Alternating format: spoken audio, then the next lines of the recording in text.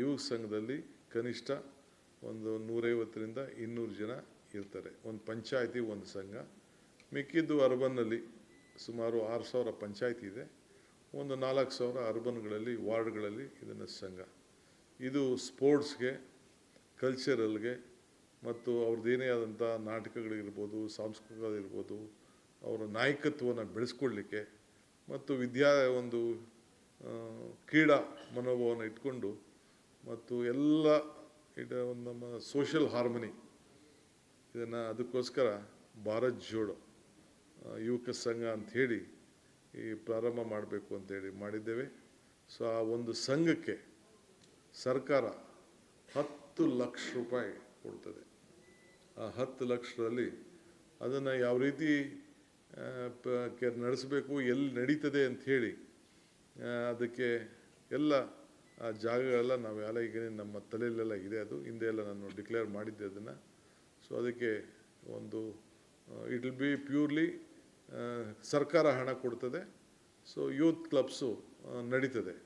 So ಅವರೆಲ್ಲ ಸಂಘಟನೆ ಆಗಿ ಅವರು ಆದಷ್ಟು ಬೇರೆ ಬೇರೆ ಚಟುವಟಿಕೆಗಳಿಗೆಲ್ಲ ಸ್ವಲ್ಪ ಹೋಗದೆ, ಸೊ ಈ ಆಟ ಪಾಠಗಳು ಮತ್ತು ನಮ್ಮ ಕಲ್ಚರ್ ಏನಿದೆ, ನಮ್ಮ ಇತಿಹಾಸ ಏನಿದೆ, ಅವೆಲ್ಲ ಕೂಡ ಅವರ ಹತ್ರಲ್ಲಿ ತೊಡಗಿಸ್ಕೊಳ್ಳಿ ಅನ್ನೋ ದೃಷ್ಟಿಯಿಂದ ಅವರ ನಾಯಕತ್ವವನ್ನು ಬೆಳೆಸ್ಕೊಳ್ಳಿ ಮತ್ತು ವಿಶೇಷವಾಗಿ ಅವರ ಏನು ಒಂದು ಗುಣಗಳಿದೆ, ಯಾವುದೇ ಕಲೆಯಲ್ಲಿರ್ಬೋದು, ಎಲ್ಲದರಲ್ಲೂ ಕೂಡ ಅವರಿಗೆ ಒಂದು ಅವಕಾಶವನ್ನು ಮಾಡಿಕೊಡ್ಬೇಕು ಅನ್ನೋ ದೃಷ್ಟಿಯಿಂದ ಈ ರೀತಿ ಅವರ ಪ್ರತಿಭೆಗಳನ್ನು ಗುರುಸುವಂಥ ಅವಕಾಶ ಕೂಡ ಆಗಲಿ ಅನ್ನೋ ದೃಷ್ಟಿಯಿಂದ ಈ ಭಾರತ್ ಜೋಡೋ ಯುವಕ ಸಂಘ 10,000 ಸಂಘಗಳನ್ನು ರಚನೆ ಮಾಡಲಿಕ್ಕೆ ತೀರ್ಮಾನವನ್ನು ಮಾಡಿದ್ದೇವೆ.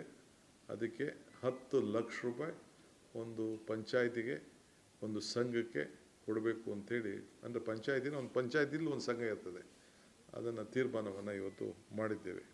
ಸೊ ಅದಕ್ಕೆ ನಾನು ಹೇಳಿದ್ದೀವಿ ಎಲ್ಲ ಸೇರಿ ಯುಗ ಇದು ಅಂಥೇಳಿ. ಒಂದು ದೊಡ್ಡ ಸಮಸ್ಯೆ ಕಾಡ್ತಾ ಇದೆ ನಿಮ್ಮೆಲ್ಲರೂ ಕೂಡ.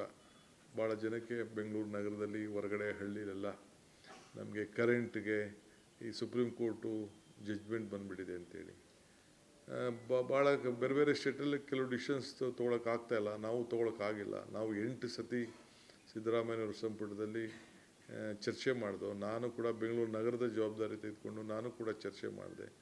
ಸೊ ಭಾಳ ವೆರಿ ಲಿಮಿಟೆಡ್ಗೆ ಹೋದೋ, ಬರೀ 30-40 ಕೊಟ್ಟು ನೋಡ್ದೋ. ಒಂದು 4 ಲಕ್ಷ ಅರ್ಜಿಗಳಿತ್ತು. ಇನ್ನೂ ಒಂದಷ್ಟು ಜನ ಎಲ್ಲ ಇದ್ದಾರೆ. ಸೊ ಅದಕ್ಕೆ ಏನಾದ್ರು ಮಾಡಿ ಬಗೆಹರಿಸ್ಬೇಕು ಅನ್ನೋದು ಕೂಡ ಇದೆ. ಇಡೀ ಹಳ್ಳಿಯಿಂದ ಎಲ್ಲ ಕೂಡ ಯಾರಿಗೂ ಹಳ್ಳಿಗಳಲ್ಲಿ ನೀರು ಸಿಗ್ತದೆ, ಕರೆಂಟ್ ಕೊಡ್ತಾಯಿಲ್ಲ.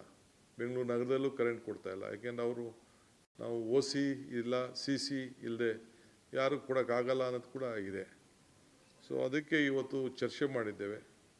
ಸೊ ಅದಕ್ಕೆ 2500 ಅಡಿವರೆಗೂ 2500 ಅಡಿವರೆಗೂ ಒಂದು 20% ಆಚೆ ಈಚೆ ಇದ್ದರೂ ಕೂಡ 20% ಅದಕ್ಕೆ ಆಚೆ ಈಚೆ ಇದ್ದರೂ ಕೂಡ ಸೇರಿಸಿ ಒನ್ ಟೈಮ್ 31ನೇ ತಾರೀಕು, ಅಂದರೆ ಹೋದ ತಿಂಗಳು 31ನೇ ತಾರೀಕುವರೆಗೂ ಯಾರ್ಯಾರು ಕಟ್ಟಡಗಳನ್ನು ಕಟ್ಕೊಂಡಿದ್ದಾರೆ, ಅರ್ಜಿ ಹಾಕಿದ್ದಾರೆ, ಕಟ್ಕೊಂಡಿದ್ದಾರೆ ಅಂದರೆ ಈಗ ನಾನು ಅರ್ಜಿ ಹಾಕ್ಬಿಟ್ಟು ಕಟ್ಟಿದ್ದೀನಿ ಅಂತ ಏನೂ ಇಲ್ಲದೆ ಅರ್ಜಿ ಹಾಕ್ಕೊಡೋದು ಅಲ್ಲ. ಎಲ್ಲರದ್ದು ಫೋಟೋ ವಿಡಿಯೋ ಎಲ್ಲ ಮಾಡಿಸಿಸ್ತೀವಿ.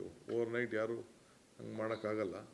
So they have to apply with a proper photograph, videograph, ಅದೆಲ್ಲ ನಮ್ಮ ಲೋಕಲ್ ಬಾಡೀಸ್ಗೆ ಅದಕ್ಕೆಲ್ಲ ನಾವು ತಿಳಿಸ್ತೇವೆ. ಈ ಗ್ರಾಮ ಪಂಚಾಯತಿ ಇರ್ಬೋದು, ಮುನ್ಸಿಪಾಲ್ಟಿ ಇರ್ಬೋದು, ಕಾರ್ಪೊರೇಷನ್ ಇರ್ಬೋದು, GBA ಇರ್ಬೋದು, ಎಲ್ಲೇ ಆಗಲಿ. ಸೊ ಅದಕ್ಕೆ ಒಂದು ಅವಕಾಶವನ್ನು ಮಾಡಿಕೊಡ್ಬೇಕು ಅಂಥೇಳಿ ನಾವು ತೀರ್ಮಾನವನ್ನು ಮಾಡಿದ್ವಿ. ಯಾಕೆಂದರೆ ನೀರು ಕೊಡಬೇಕಾದ್ದು ನಮ್ಮ ಡ್ಯೂಟಿ. ಎಲೆಕ್ಟ್ರಿಸಿಟಿ ಕೆಲವರೆಲ್ಲ ಟೆಂಪ್ರರಿ ಕಲೆಕ್ಷನ್ಸ್ ತೆಗೆದುಕೊಂಡಿದ್ದಾರೆ. ಆ ದೃಷ್ಟಿಯಿಂದ ಅದನ್ನೆಲ್ಲ ಯಾವ ರೀತಿ ಒಂದು ಸರ್ಕಾರದ ಮಟ್ಟದಿಂದ ಇವತ್ತು ಅವ್ರಿಗೊಂದು ರಿಲೀಫ್ ಕೊಡಬೇಕು ಅಂತ ತೀರ್ಮಾನ ಮಾಡಿದ್ದೇವೆ.